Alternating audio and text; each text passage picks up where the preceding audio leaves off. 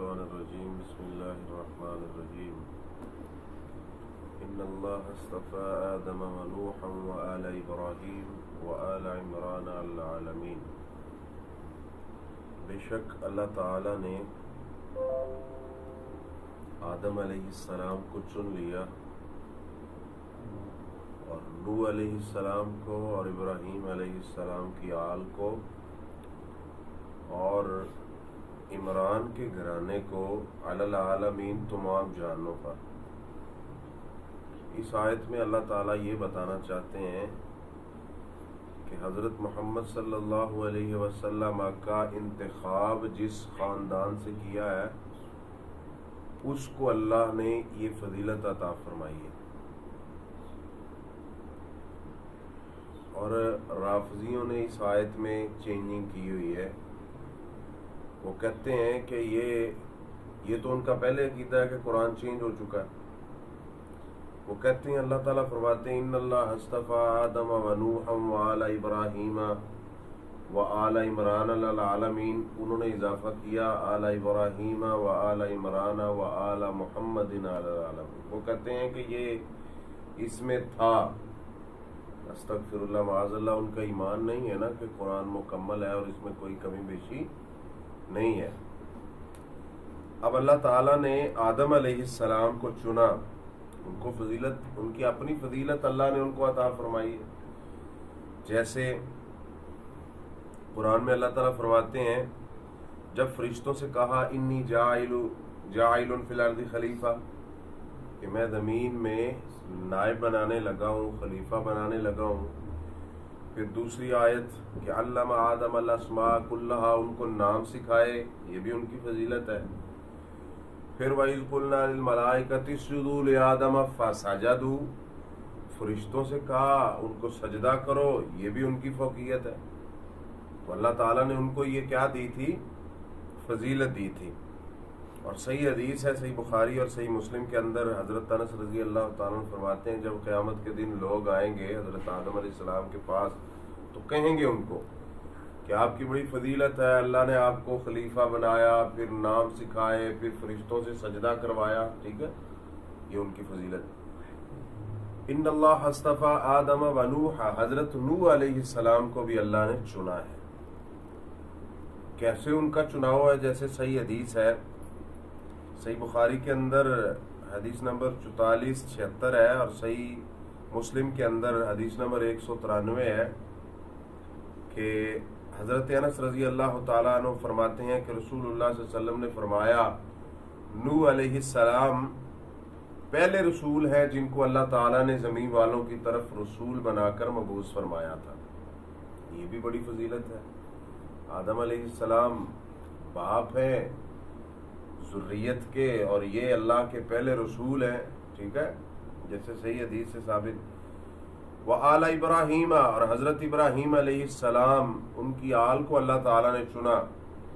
اور قرآن کی کئی مقامات پر اللہ تعالیٰ نے ابراہیم علیہ السلام کے بارے میں فرمایا کہ وہ بڑے مخلص سچے نبی تھے، مواحد تھے، یکسو تھے، مشرک نہیں تھے، ان کی ملت کی پیروی کرو، ٹھیک ہے، وہ یہودی اور عیسائی نہیں تھے، وہ تو صرف ایک اللہ کی عبادت کرنے والے تھے۔ اور صحیح مسلم میں حدیث اللہ کے نبی صلی اللہ علیہ وسلم فرماتے ہیں کہ اللہ تعالیٰ نے حضرت ابراہیم علیہ السلام کی اولاد سے اسماعیل علیہ السلام کی اولاد کو چنا، اس سے بنو کنانہ کو، اس سے بنو قریش کو، اس سے بنو ہاشم کو، اور پھر اس میں اللہ تعالیٰ نے میرا انتخاب فرمایا۔ تو یہ بڑی فضیلت ہے۔ وآل عمران، اور آل عمران یعنی عیسیٰ علیہ السلام کی والدہ مریم کے جو والد تھے عمران، ان کو چنا، یہ بھی ان کی ایک فضیلت ہے۔ تو اللہ نے جن کو فضائل عطا فرمائے ہیں ہمیں ان پہ ایمان لانا چاہیے، اور یہ واقعتاً ان کے یہ فضائل ہیں، اللہ نے ان کو دیے ہیں ان کے تقوی، عبادات اور ان کی فضیلت کی وجہ سے۔ ذریۃ بعضھا من بعض، ایسی نسل جس کا بعض سے ہے، یعنی ایک دوسرے سے ان کا تعلق ہے۔ واللہ سمیع علیم، اللہ تعالی سب کچھ سننے والے اور جاننے والے ہیں۔ इज़ क़ालत इमरातु इमरान रब्बी इन्नी नज़रतु लका मा फ़ी बत्नी मुहर्ररा, जब इमरान की बीवी ने ये नज़र मानी कि अल्लाह के लिए माफ़ी बतनी मुहर्ररा, जो मेरे पेट में है अल्लाह ताला मुझे जो देगा, चूंकि नज़र तो बेटों की मानी जाती थी, उन्होंने कहा कि मुझे अल्लाह जो बेटा देगा वो मैं अल्लाह के लिए वक़फ़ कर दूंगी। फ़तक़ब्बल मिन्नी इन्नका अंतस समीउल अलीम, अल्लाह जो मैंने नज़र मानी है तेरी राह में वक़फ़ करने के लिए अपना बच्चा वो मुझसे कबूल फरमा, क्योंकि तू सुनने वाला है, जानने वाला है, तुझे पता है मेरी जो नीयत है वो मुझसे कबूल कर। फलम्मा वदाअतहा, जब उसने जना तो क़ालत रब्बी इन्नी वदाअतुहा उन्सा, कहने लगी अल्लाह ये तो बेटी है। इसीलिए ताज्जुब किया था ना कि उनके ज़हन में यही था कि अल्लाह मुझे बेटा देगा और मैं अल्लाह के लिए क्या कर दूंगी, वल्लाहु आलमु बिमा वदात, अल्लाह जानते हैं, अल्लाह ने उनको जो दिया है, बेटी है बेटा है, अल्लाह खूब जानते हैं। वलैसा ज़करु कल उन्सा, और ज़कर जो अज़्ज़कर है यानी मुज़क्कर है, बेटा है, वो बेटी की तरह नहीं है। जैसे बेटा वक़फ़ किया जा सकता है और बेटा जो कुछ करेगा वैसे बेटी नहीं कर सकती। व इन्नी सम्मैतुहा मरियम, फिर उनका नाम क्या रखा, मरियम। ये वो मरियम अलैहिस्सलाम है जो हज़रत ईसा अलैहिस्सलाम की वालिदा है। व इन्नी उईदुहा बिका, फरमाती हैं कि मैंने अल्लाह से ये दुआ की कि अल्लाह मैं तेरी पनाह में देती हूँ इनको, वज़ुर्रियतहा, और इनकी जो औलाद हज़रत मरियम और इनकी औलाद को, मिनश्शैतानिर रजीम, शैतान मरदूद से।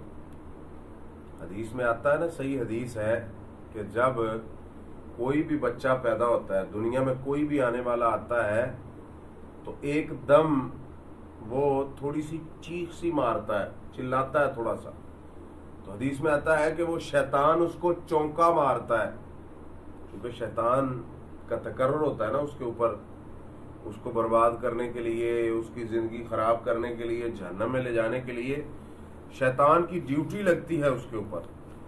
तो अल्लाह के नबी सल्लल्लाहु अलैहि वसल्लम फरमाते हैं अल्लाह ताला ने, हर बच्चा जब पैदा होता है शैतान उसको छूता है, लेकिन अल्लाह ने हज़रत मरियम और हज़रत ईसा अलैहिस्सलाम को शैतान के उस छूने से और उस शर से महफूज कर लिया था, बचा लिया था।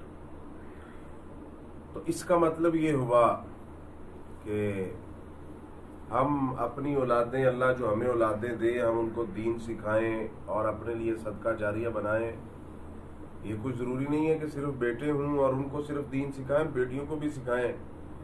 चूँकि एक बेटी को दीन सिखाएंगे तो वो एक नस्ल की जो है परवरिश करेगी और उनको दीन सिखाएगी, और वो हमारे लिए सदका जारिया होगा। बेटे को सिखाएंगे तो वो भी हमारे लिए सदका जारिया होगा। तो इसलिए दीन का काम करना, इसकी दावत व तबलीग, ये अल्लाह ताला ने हमारे ज़िम्मे लगा दिया है। और दूसरा ये कि शैतान वो हमारे साथ है, और कुरान में जगह जगह पे अल्लाह ताला ने हमें बताया कि ये तुम्हारा खुला दुश्मन है और ये चाहता है कि तुमसे जन्नत छीन ले और तुम जहन्नम के अंदर चले जाओ। और उसने कसम उठाई हुई है, कसम खाई हुई है कि मैं ये सब कुछ करूँगा इनके साथ। तो इसलिए हमें शैतान के शर से अल्लाह ताला महफूज रखे, और हम अपने आप को दीन की तरफ राग़िब करें, और वो कलिमात, वो दुआएं जो अल्लाह के नबी सल्लल्लाहु अलैहि वसल्लम ने हमें सिखाई हैं वो हम पढ़ें, ताकि अल्लाह हमें शैतान के शर से बचाए। आखिर दावा अल्हम्दुलिल्लाह रब्बिल आलमीन।